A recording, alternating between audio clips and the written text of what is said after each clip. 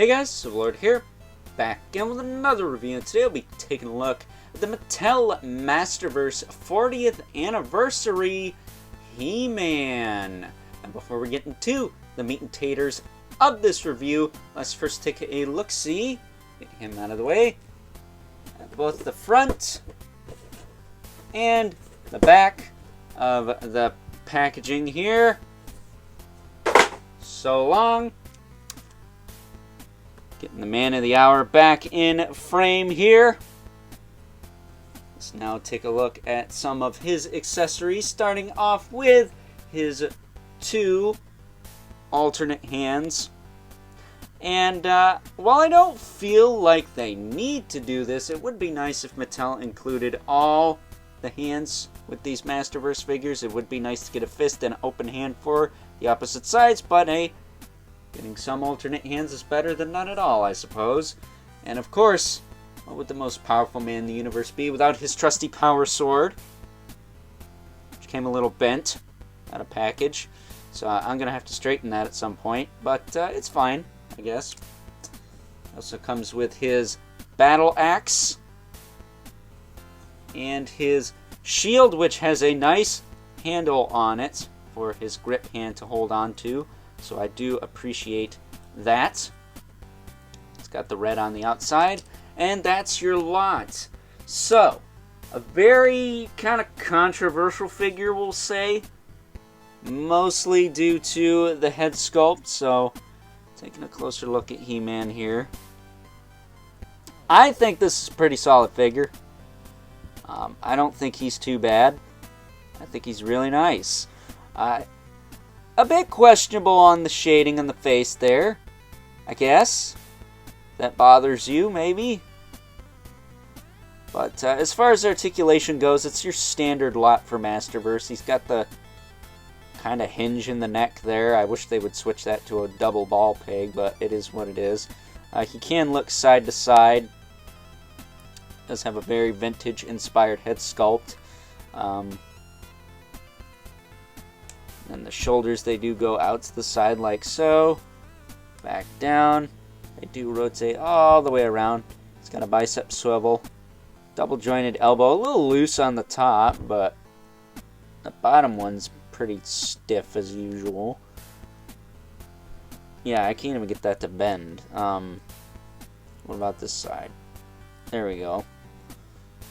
So yeah, they could tighten up the top elbows on these figures, or just give them single elbows. I honestly wouldn't mind that. That said, what I do mind is the fact that it's taken us this long to get this hand. Look at this. He's got the appropriate hinge in the grip hand on a He-Man figure? Holy crap, it's a Christmas miracle, to say the very least. How fitting, right? It, of course, swivels as well, but screw that. It moves up and down, so he can hold his sword aloft and summon the power of Grayskull and turn into He-Man while he's already He-Man.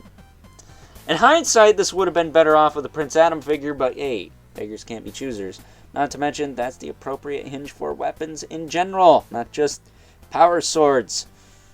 It also has diaphragm joint that goes that far forward, that far back. It does tilt side to side. Very butter smooth. A little loose, maybe, but nothing worth going through hassle for. It's fine. He does have a waist swivel. His hips do kick forward and back, though they are very tight on mine. There you go. Not tight enough to where I need to heat them or anything, though. They do kick out, back down. He does have a thigh cut, double knee. It does work. It is tight enough, I guess. Boot cut. And then the ankles on mine, anyways, are pretty tight as well. This side, I think, moved a little easier. Yeah. But nice detented ankle rockers. Or ankle hinges with ankle rockers. And peg holes at the bottom of the feet. Which, if you have some McFarlane stands, those work great on these guys. But that's the most powerful man in the universe. The 40th Anniversary He-Man. Is it? worth the price of admission? Well, if you get it for 15 bucks like me, absolutely. I think this is a very solid addition to the Masterverse line, but full price, I still think it's worth it, man. I think it's alright. Could it have been better? Absolutely. I mean, let's be honest, nothing is perfect ever, and as far as whiny YouTube toy reviewers are concerned, they're never satisfied. So, take that for what you will. But why don't we get this guy geared up with some of his weapons here. I like to personally take the power sword and put it in the back pretty deep. I'll wait to do that because I kind of want to do the whole I have the power pose for final thoughts. Then as far as the shield is concerned, I like to take the hand off. I like to put it in like this, which can be easier said than done because this shield's handle is made out of a gummy plastic. So you just gotta kind of force it in there, like so. And there you go. And now you just gotta get it plugged into the arm, which again can be easier said than done. Can be. Especially when the freaking hand wants to go up into the shield. That's the one thing that is a pain in the butt, is getting these shield holding hands into the arms. And the sword fell out. Let me see if I can get this off cam. This is ridiculous. There. Got it. And not too long a time. And you know what? Screw it. The sword's just going to fall out the back anyways. Let's just put it in his hand.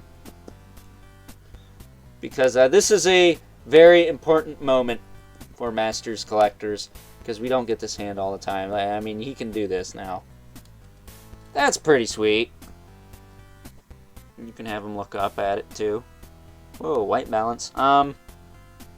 Yeah, that's pretty rad. I like that. So, I think this good He-Man figure is a top Masterverse of the Year at new.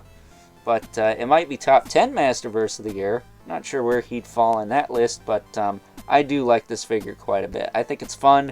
I think it's kind of getting shat on a little bit, not gonna lie. But you know, people have a right to their opinion, and well, this video is focused on mine, so take it for what you will. But before this video drags on longer than it needs to, let's now move on and take a look at some size comparisons. First up, here's our new-ish Masterverse 40th Anniversary He-Man alongside a couple of Motu Classic style He-Man figures from both the fine folks over at Mattel and Super 7. Of course, we have the Snake Armor He-Man for a little bit of 2000X action, and the Ultimate He-Man, who's rocking the Alfredo Alcala style head and power sword, which you can't really see because it's hanging off his back there. But of the three, I think I like the Super 7 Ultimate the most, but I wouldn't mind seeing a Masterverse take on either a 2000X style He-Man or the Snake Armor He-Man. I think that would be really cool. Next up, and for your Masterverse comparison, here's the new Eternia Viking He-Man, as well as the Masters of the Universe Revelation He-Man. And I have to say, having all three of these sitting in front of me right now makes me appreciate both the 40th anniversary and Viking He-Man a lot more than I did initially, because since this Revelation He-Man, this Masterverse line has grown and improved quite a bit in my opinion. Although, I must be honest with you in saying that I don't hate this Revelation He-Man as much as the rest of the internet. I don't know, maybe I'm just easier to please as far as He-Man figures are concerned, but if I had to pick a favorite, I'm still gonna side with the Viking He-Man from the new Eternia line, just because it's something a little bit more unique and different for the Masterverse line. And let's be honest, he is 110% metal AF. And last but certainly not least, we have our two regulars, the Mythic Legion's Brother Mandibulus, okay, Livid Spawn, who's about neck and neck with the most powerful man in the universe. And this begs the question, what would good old Al Simmons look like if he held aloft the power sword and said, by the power of Grayskull, I have the power? I think it would look pretty epic, if I do say so myself. But, with that being said, let's now move on and wrap things up with some final thoughts. Overall, and the big question here is this the best He-Man figure Mattel has to offer? Well, in my opinion, that's completely 110% up to you and your personal preference. Because as far as I'm concerned, until we get a 2000X He-Man that's fully articulated like this one, my favorite He-Man figure in my collection at this current time is more than likely the Super 7 Ultimate He-Man or the Viking He-Man from the new Eternia subline, which is of course also a part of Mattel's current Masterverse line. So take that for what you will. I don't think this is by any means a bad figure. I think it's getting a bit of a bad rap, but I think for a 40th anniversary He-Man figure, I think Mattel did the best they could have done. Maybe they could have went a little bit lighter on the shading. Seems a bit heavy-handed here and there, at least on some. On mine, I don't really notice it that much, but I'm sure some of you in the comments below will let me know if it is like the rest of them or not. But as far as I'm concerned, I think this is a very nice attempt at a celebratory figure of a character that a lot of people know and love. So with that being said, I hope you guys enjoy this review. If you're so inclined, please don't forget to comment, like, subscribe, and hit the bell so you know whenever I upload more reviews like this one. If you haven't already, please hit me up on Instagram at Overlord Productions. But as always, keep comments civil, because the world sucks enough as it is, especially when some people give certain characters a proper anniversary while others don't. You know who you are. It's Bro. And until next time, I'll catch you guys later.